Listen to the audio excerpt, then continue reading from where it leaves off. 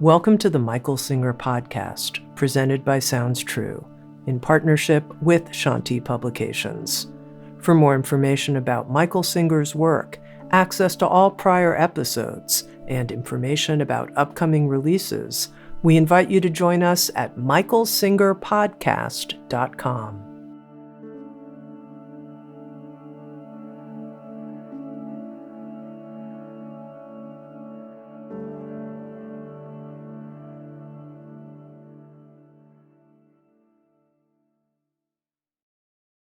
Jai Masters.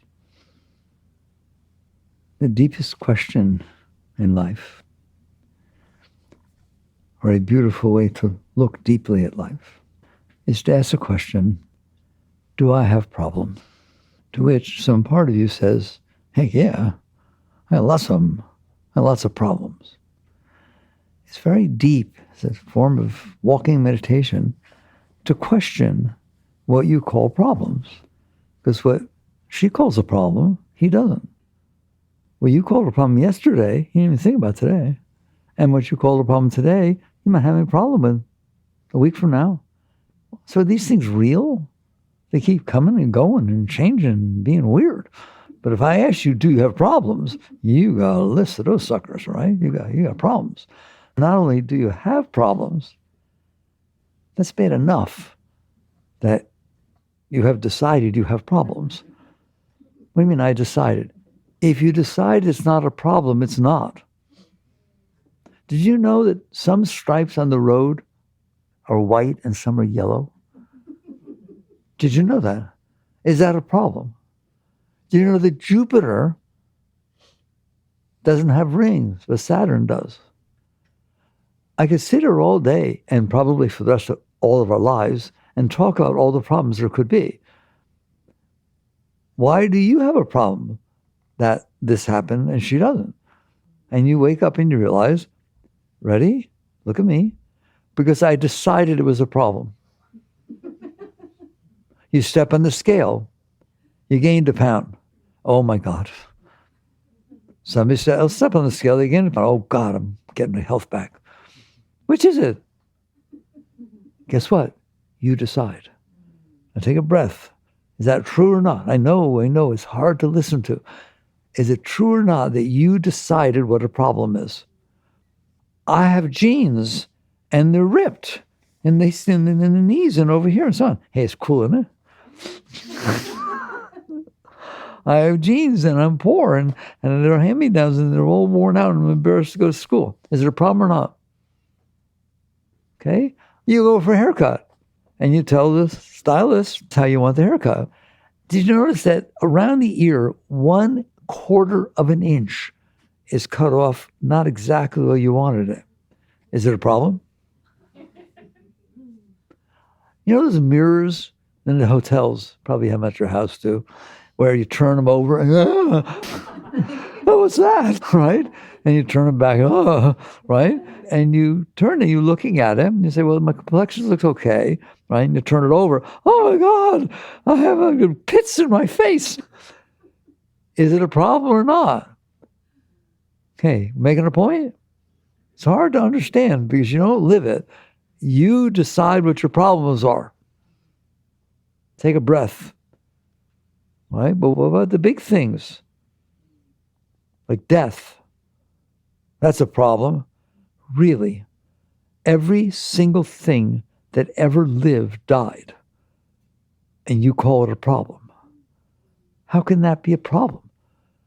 The correlation coefficient of births to deaths overall is 100%. And guess what? You're going to die. That is one of the guaranteed things in life. And you define it as a problem.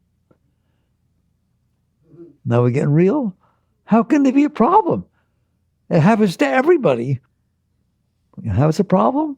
The same way everything I just told you is a problem. If I don't want it, it's a problem. If I want it, it's not a problem. True or not? Is it not the truth? You decide. So you've decided to have problems. But what if my spouse leaves me And there's a Dear John letter sitting over there on the table, or Dear Mary, or whatever.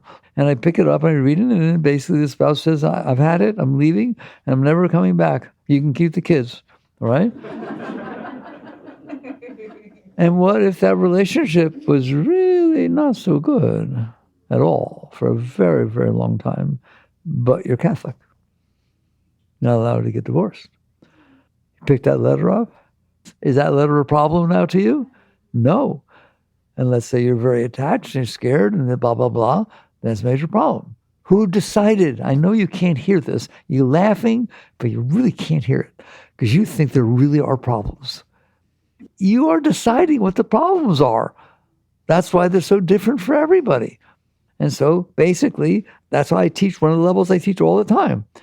The planet Earth. Are any problems you have not on the planet Earth? So you've made up a whole lot of things on the planet Earth and said they were problems, right? It hasn't rained for a while. Is that a problem? Well, not to people who have birthday parties coming up and they want to have them outside. They feel real good about it, okay? Again, I could do it over and over. Every single thing is what you decide. Well, this is one planet of 8 floating out there in the middle of nowheres, and you don't have any problems with any of the other planets. That's hilarious. And those are just the planets. And they're circling around one star. How many stars are there? 300 billion in your galaxy. That's a very big number. And you're circling around one of them on one tiny little piece of dirt. And you got a lot of problems. But you have no other problems with any of the 300 billion. And by the way, just in case we forget, of the galaxy that has 300 billion stars, there's 2 trillion of them. Each one with hundreds of billions of stars. How many problems do you have with any of that stuff I just talked about? Absolutely nothing. Because all you have a problem with is that what you decide to do. Now, I don't know somebody, but let's say I did know somebody in astrophysics, astronomy.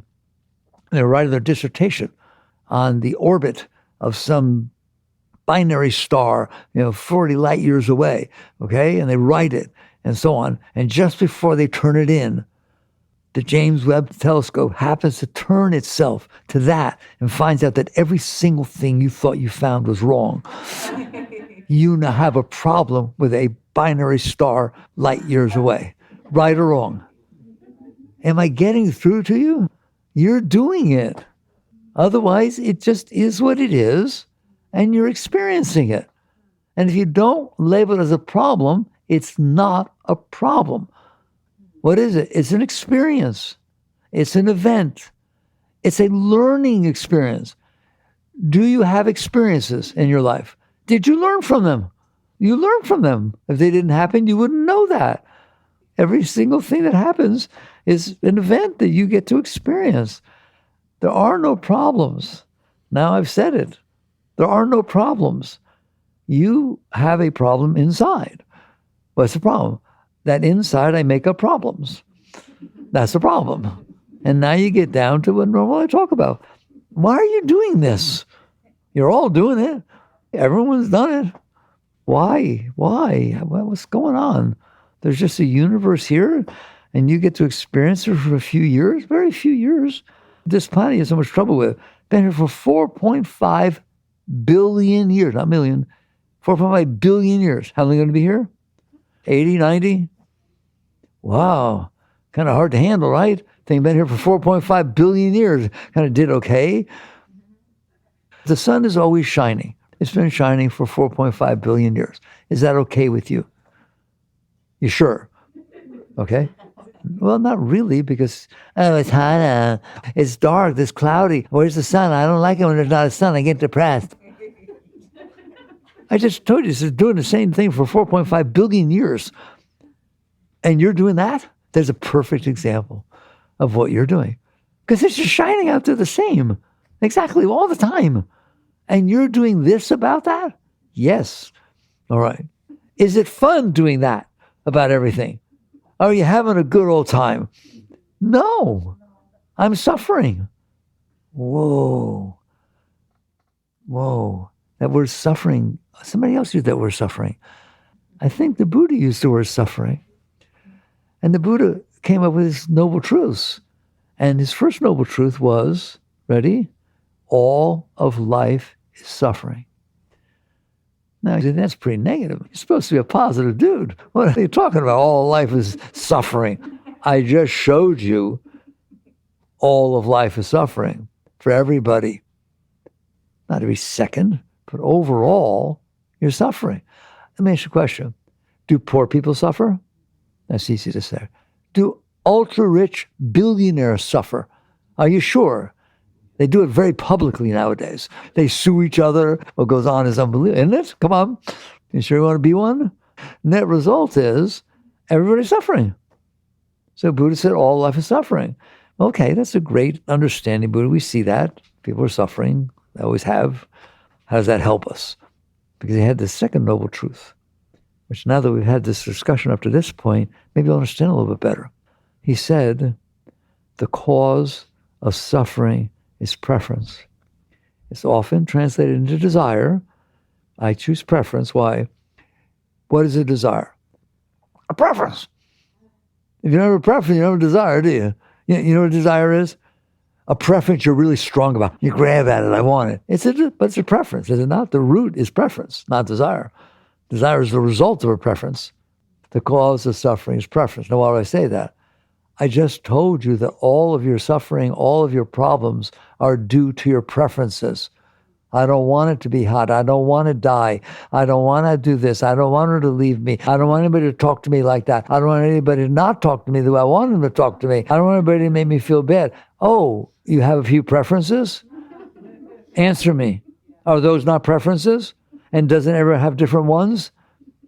There. That laid the groundwork. That's the second noble truth. Like Buddha literally came back from his austerities and meditating till he'd reached nirvana, high state, and he came back to all the other monks. They asked him, Buddha, what did you learn? I learned the cause of suffering. The cause of suffering is preference. He's right, isn't he? The Buddhists say, work at the root. That's the root. The cause of suffering is preference. So to work on your spiritual growth is not about getting what you want. It's never about getting what you want. It doesn't mean you won't get what you want. It doesn't mean you don't have some preferences in there. It doesn't mean they might happen or they might not happen. Question is, do you have a preference that your preferences happen and a preference that your preferences don't not happen? Is that the root is like, logarithmic, second derivative for you mathematicians. It's like, it's preference. Now, how you look at it, it's preference. That is the cause of suffering. And Buddha's third noble truth. We're getting deep here, right? What more did he have to say? To end suffering, end preference. It's hard to even talk about it because we're so full of it, aren't we? Our whole life is made up of it. Made up of, what do I want? How do I get it? Here, your whole life. What do I want? How do I get it? What do I not want? How do I avoid it? Did I cover any of you? Does that, see how deep the deep teachings are? They cover everyone and everything all the time, no matter what, period. So it is true that the cause of suffering is preference. And then Buddha had the Eightfold Path. But what's really going on? How do we get like this? Do we have to have problems? No, obviously not.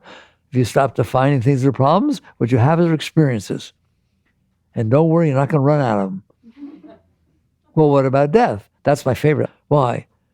What's going to happen when you die? I don't want your opinion. I don't want somebody else taught you. I don't want what the Bible or the Gita or the Quran says.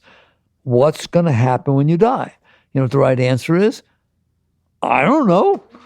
Is anything wrong with that attitude? If you have that attitude, why would you be afraid to die? It's like saying, have you been to New York? No. Do you want to go? Yeah. It'll be fun. I'll see what it is. And that becomes your attitude about death. Do you want to die? No. I love the experience I'm having in life. Will they be better or not even exist after your death? I'll find out. That's the beautiful thing about death. It's a once-in-a-lifetime experience, right? You laugh, but you say, I had this amazing experience at the wedding. It was a once-in-a-lifetime experience. They use that term. I guarantee this is a once-in-a-lifetime experience, all right? Why would you be afraid of it? I know why. Because you have desires and preferences. and you think they're not going to happen once you die. Where's my family going to go? I don't want anything to think about it, to be without my family. I have a preference to be with my family. Beautiful. Be with your family when you're with your family. And if you die, you'll find out what happens afterwards. Are you willing to not have a preference? Are you willing to be open? I want to use spiritual words. Are you willing to be open, accepting, surrendered? Those are very spiritual words, aren't they? And they're very different than preference. And so you start what's called your spiritual path, which is what? I'm not going to have preference. That is not your spiritual path. That's called suppression. Now I'm going to talk seriously. Suppression does not work. Suppression is the cause of all of your problems. Freud found that out, but Freud worked with institutionalized patients. And that's where those theories they came from. Why did you kill people? Why are you doing that? What did mommy do? What did daddy do? What did uncle do to you? All right, there are things down there that cause you to be the way you are. Is that basic Freudian stuff? Okay, suppression. So if you have preferences, and I say to you, the great way is not difficult for those who have no preferences. You say, I'm going to get rid of my preferences. You know what you're going to do? I don't want to like that. I don't want to like that. I don't care. I'm not going to eat that even though I like it a whole lot. I'm going to push away my preferences. Aren't I? I'm going to renounce. That's interesting. How do you renounce your preferences? Did that get rid of them? No, it just didn't feed them. I'm not going to feed my preferences. What's going to happen to them? I don't know. I don't care. Well, you do care. Because suppression doesn't work. Suppression does it work? Ever suppressed anything? Does it come back up? Does it cause suffering? At least when it's happening, it could cause suffering. You didn't want it. This isn't even happening anymore. And you're suffering. Yes or no? You understand? It all ties together around preferences. So to say, I'm not going to have any preferences because Buddha said, get rid of your preferences, I'm going to do that by suppressing. Well, suppressing doesn't work. Well, then what do? And you got reading this all the time. People write me all the time. I want to grow, but I don't know which to do. I want this, right? But I also don't want that. Which choice? How do I choose if I don't have preferences? Yeah, that's my favorite. How do I choose if I don't have preferences? And they're serious. They can't imagine what it would be like to be in ecstasy all the time and to have no suffering and to totally enjoy and be open to the unfolding of life and to serve it and appreciate it and participate in it. No preferences. That's the Tao. What's the Tao? Being in harmony with the way. What is the way? The way it is reality, the unfolding of creation. You're experiencing unfolding creation. Do you have a preference? No. I'm just experiencing everything, and whatever I'm experiencing is a new experience. It's like Disney World. It's supposed to be a really nice place to send kids. So let's say you send your kid to Disney World.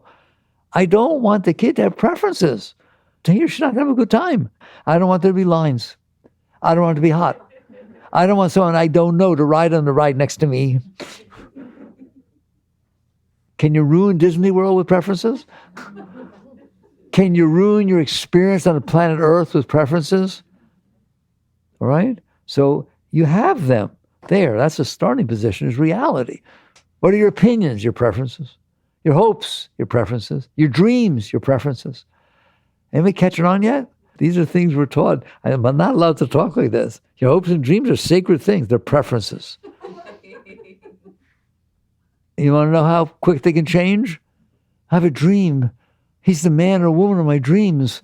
If they would ever propose to me or do anything, we could stay together for the rest of our life, I'd be so happy, right? And you pick up a newspaper and you find out he killed 15 people yesterday. What happened to your preference? There's your hopes and dreams. So I'm supposed to live without hopes? Live without dreams? No, you can't suppress your preferences. You have to grow through them. What do you mean? There's a saying that I really love. Been there, done that. You got a few of those? Been there, done that? Yeah, I had money. It didn't do any, it caused all kind of commotion. This time I'm fine. I lived in a big house that everyone was jealous. I drove a car that was so special that it made me feel really important. And then it crashed and I couldn't afford to fix it. Or then this happened, it got stolen and I suffered tremendously. Like, been there, done that. Not done that, I don't need it. No, just you have grown through the experience to where you literally don't have a preference about it anymore. Okay? So you had the car crashed, this, that, you had a Ferrari or whatever it was, and it did all kind of stuff, and it broke down, and fine, you just like finally said, okay, fine, I'll drive a Toyota or whatever, all right, it'll be fine, okay? And then you win the lottery and someone gives you a Ferrari, fine, I keep it, don't keep it. It doesn't matter, does it? I'm going to cry because you're actually hearing me. That is called spiritual evolution. Personally, I don't care how many hours you meditate. Meditation is wonderful. It's very wonderful and undercuts all kinds of problems. Do you understand that? But when it's said and done, you're coming back. And I want to know how you're doing when you come back.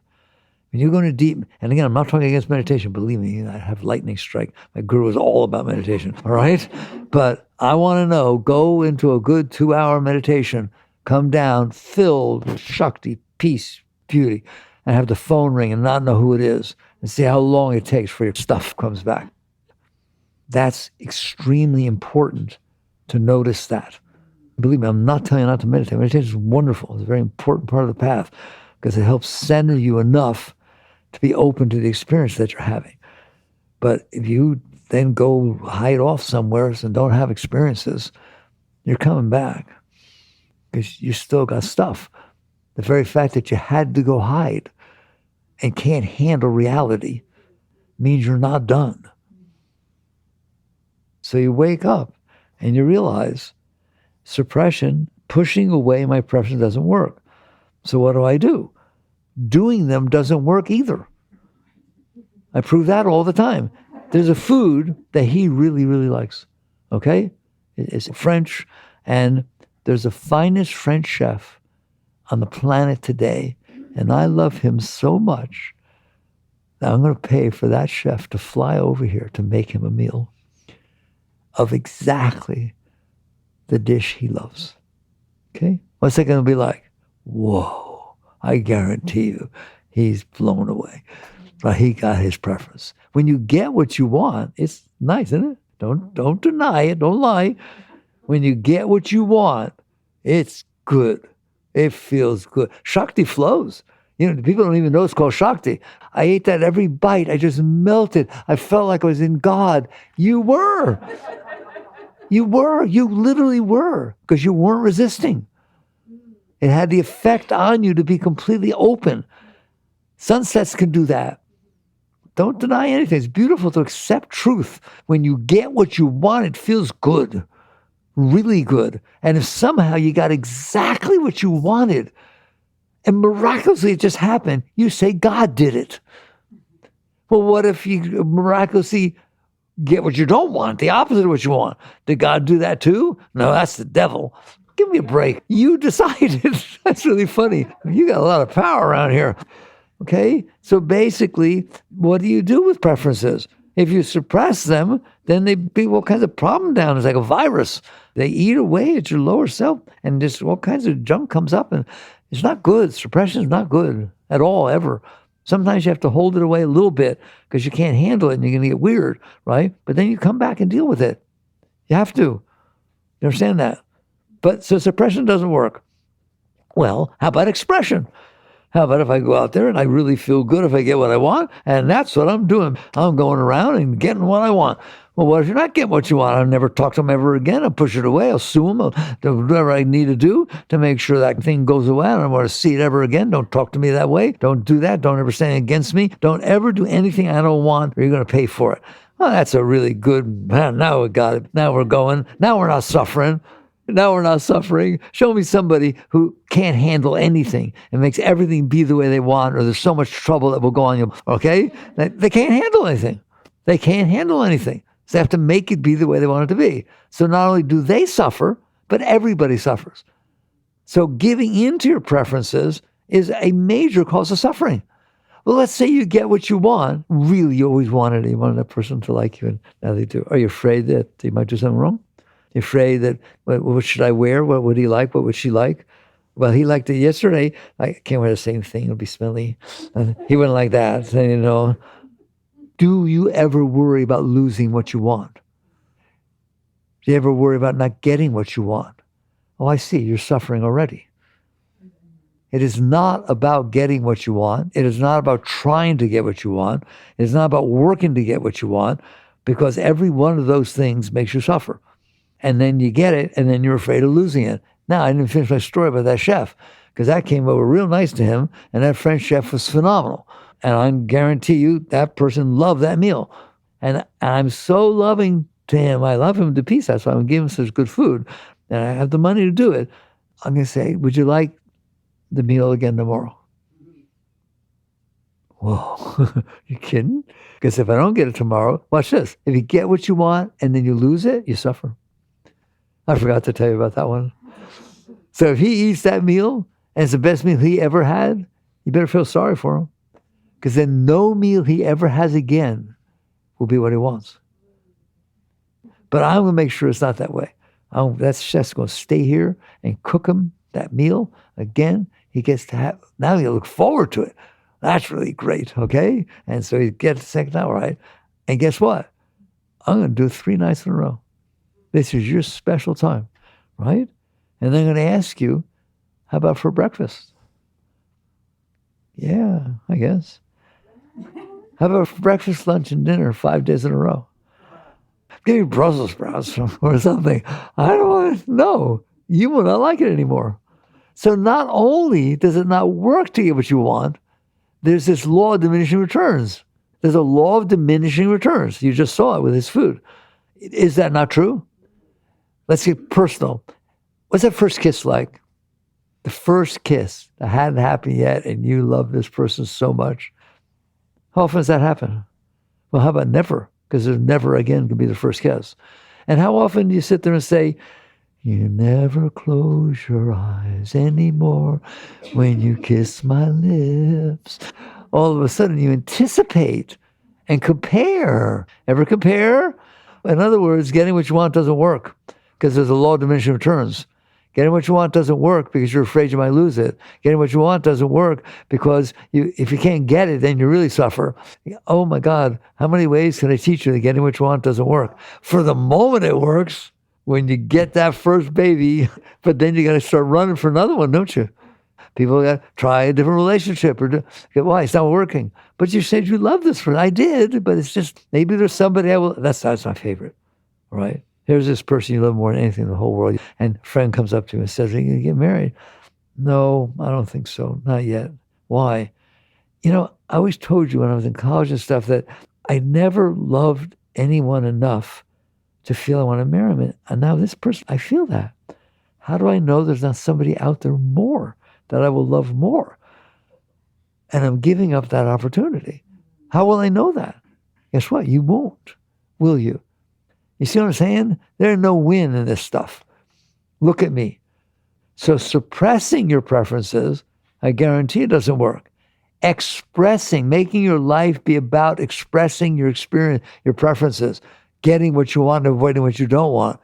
You're not ready yet, but I guarantee you it doesn't work until you've been there, done that, been there, done that, been there. Have you ever been madly in love with somebody and felt they were the most important thing in the entire life, and then at some point you weren't anymore? All right? And you start becoming what's called a mature being. That's what been there, done that means. I have been through the cycles. I'm not renouncing them. There's no reason to renounce them. I don't need them enough. I know they don't hold what I'm looking for. Okay? That's very deep, and I hope you're there, but not because you're renouncing, because you're actually there. I've been through enough in life. I'm a mature soul enough. I've evolved. That's evolution, by the way. I've evolved enough to where I understand it just because it shines, it ain't gold, and gold ain't worth nothing anyways. It's a piece of metal that other people say was worth something. Whether they say it's not, then it's not. Is gold worth something? Until we go to a planet and mine it and find out that there's 800 zillion quillion amounts of it, and we can fly it back here, all of a sudden it's like water, okay? You wake up and you mature spiritually. That's a spiritual maturation, not physical. You already matured enough, evolved enough physically. Now your evolution is inside. Evolving what? Evolving through my preference, evolving through thinking that I have to get what I want, evolving through thinking I better avoid what I don't want. Well, what does that mean? It means that you're okay more. Guess what? If you're okay not getting your preferences, if you're okay getting what you don't want, that's exactly what the Gita defines an enlightened being as. It says, just as all the water and streams of the world pour into the ocean, and the ocean doesn't overstep its bounds, so the world of sense pours into the yogi and leaves him as it found him, serene, content. Oh, how do you get there? You work through your preferences. Now, I love when people ask me, well, they telling me not to get married, not to fall in love, not to go to college, not to get a degree, no, nothing I said had anything to do with that. It's not about that.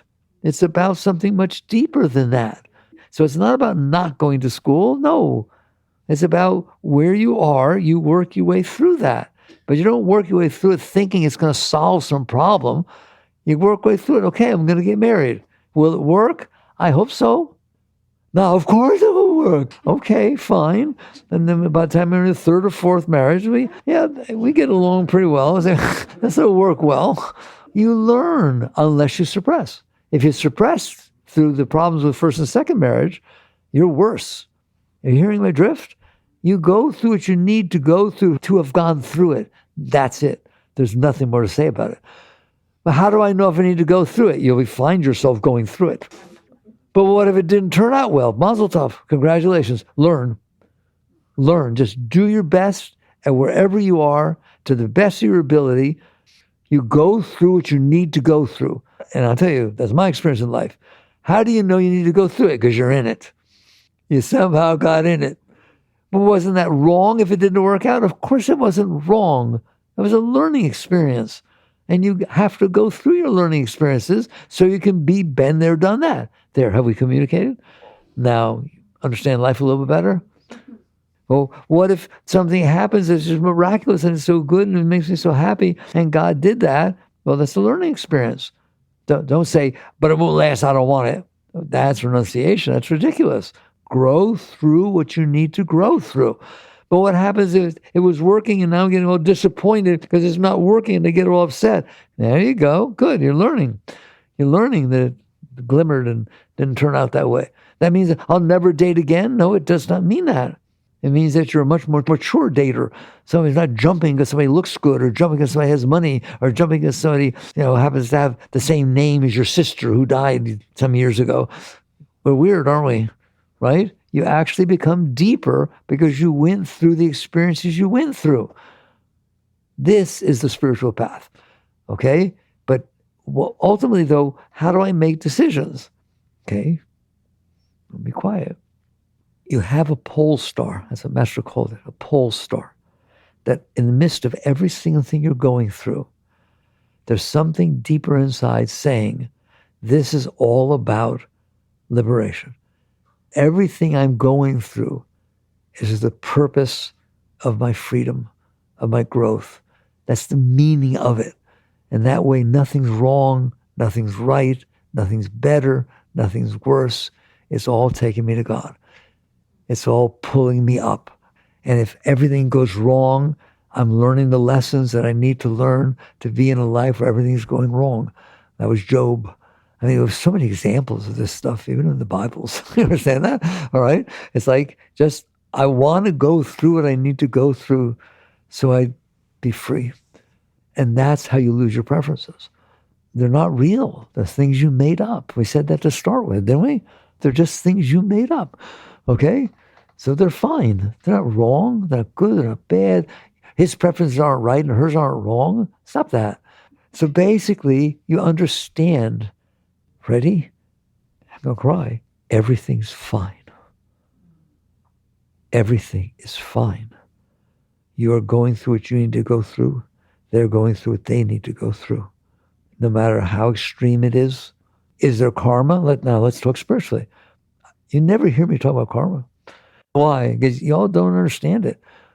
Karma is not a punishment. It's a learning experience.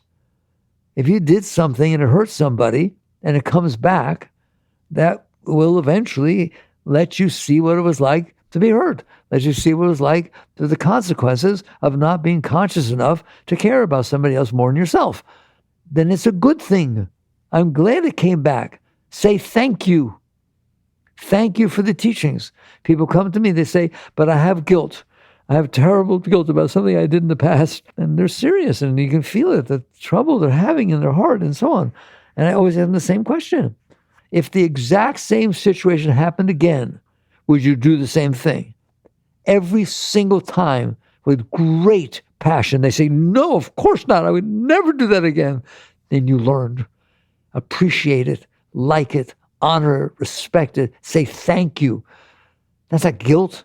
What does guilt do? Make you more of a mess. Now, if your answer is, damn right I would like for you to have some guilt. Now, guilt is your teacher. Do you understand? Please understand, it's all perfect. It is perfect. It is a perfect creation to work your way back to where it came from, which is the Creator. And now you get to that third Zen patriarch, which I quote you all the time. To me, it's one of the deepest things ever written. It's a tiny little book. Ramdas used to give it out. And it's called The Treatise on Faith Mind. And the first line is, the great way is not difficult for those who have no preferences. Oh, maybe that's what we talked about today. But then it goes on. When love and hate, meaning like and dislike, but he uses love and hate. When love and hate are both absent, everything becomes clear and undisguised. Make the slightest distinction, however, and heaven and earth are set infinitely apart. To set aside what you like from what you dislike is a disease of the mind. Avoid such pursuits carefully. Guess what? That's truth. And we've talked about it. Maybe you have more of a foundation for that. I don't want you to jump at it. Say, oh, I want the great way, enlightenment, so I better have no preferences. That's just spiritual bypassing. That's what they call it nowadays. No. You go through what you need to go through consciously. You just be as conscious as you can. I'm aware. I'm in love. I want to get married. Then get married. Don't be afraid, but look at where you're coming from. If I want to get married because she's very popular and I've never been popular, you may want to look at that first. You may want to look at where it's coming from. That's how you grow. Your preferences are your teachers. Not because they should run your life, but because you look at them. You look where they're coming from. And sometimes you can only see so far. So this desire to be popular is so strong that you don't question it. It turns you on, and it is everything you ever wanted. And if I can get married and this person is popular and I become popular and so on, man, I'm doing it. Then do it. Don't you dare hold back. But not do it somewhat. Put your heart and soul into what you're doing. You learn really fast that way. It speeds it up. Understand that? I'll go slowly into my education. I'll say in third grade about 4 or 5 times. No, that's where the right word of passion comes from. Not lust, right? But that you're just, Beethoven was passionate about his music. Mathematicians are passionate about math. They throw their whole beings into it. I had somebody once, used to live here, a very spiritual person, very beautiful. He's passed since then. But he was into computers, and he actually worked with me for a while. And he said to me, because he did mantra all the time. This guy was serious, right? He lived in 2 or 3 different ashrams. And he said to me, I have a problem. I'm doing my mantra. I try to do it all the time. Very sincere. But when I'm programming, when I'm working, when I'm doing deep intellectual work, I see that I don't.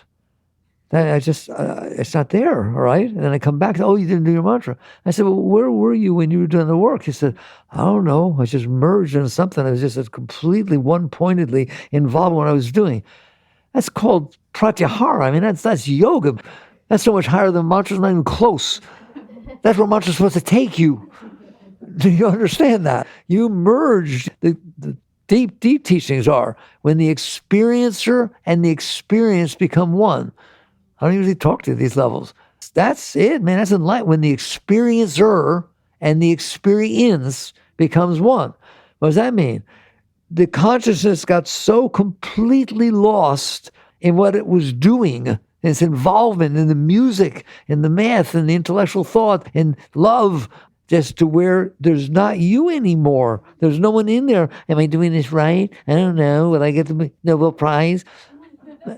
There's just the experiencer, the consciousness, God, experiencing creation. Well, that's what's supposed to be happening. That's called being in heaven. God, we had a nice talk tonight. Are you getting it?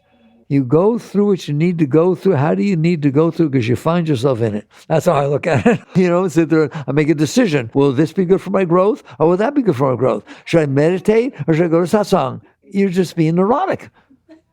And at some point, guess what? You be here now. And that's become much deeper for me than it used to mean. When we read Be Here Now back in the 70s, 60s. It's like it means something way different than I'm trying to be here now. I'm trying to be present. I'm paying attention. I'm being here. No, because then you're just being in there, still doing your stuff. Okay? There's a state in which you realize consciousness is God. Creation is God. There was just, in the beginning, God said, let there be light. Someday I'll give you a talk about how physicists have proven how to go from that initial light to all of creation. They know how to do it. It all makes perfect sense of how that one beam of light created everything. So you have consciousness experiencing creation. That's what's supposed to be. That's what's happening. God didn't create creation so he could go into samadhi and never experience it. God created creation so he could experience what he created. You don't play music so you don't listen to it. You go into ecstasy listening to it. A dancer, complete ecstasy. I like to ask them, why did you move your hand that way? They have no idea, nor should you. So everything is God experiencing his creation. So when this person said to me, I stopped doing my mantra because I merged with the moment I was in. I was be here now. So be here now means there just is now. And his consciousness is experiencing that moment and just moving in that. And there's no mind and there's nothing in the way. There's no ego. There's no anything. That's what be here now means. And so you catch on. You've gotten a deep, deep teaching about how to grow spiritually. But keep your eye, as I'm going to stop there. I've always seen that. From the time I woke up 55 years ago, there was always that eye that never sleeps. That it's always looking up. But it's going through what it needs to go through. Just go through what you need to go through. And then the next thing you know, you got closer because it was always pulling you up. But what happens isn't that you get pulled up, it's that you're holding yourself down with all the stuff we talked about. When you stop holding yourself down, there's nothing but up. Okay, it's hard to stop. I love you guys. The fact that you are willing to listen at that level, are you kidding me? What if everybody did? What if people caught on that they're just growing through their stuff and you respect other people growing through their stuff, right? Okay. Jagger.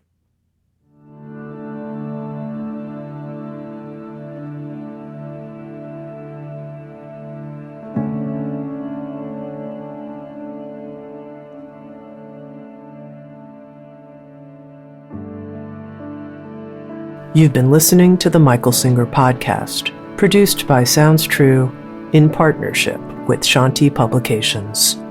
For more information on Michael's body of work and all back episodes, please join us at michaelsingerpodcast.com. Thanks so much for listening. Sounds True, waking up the world.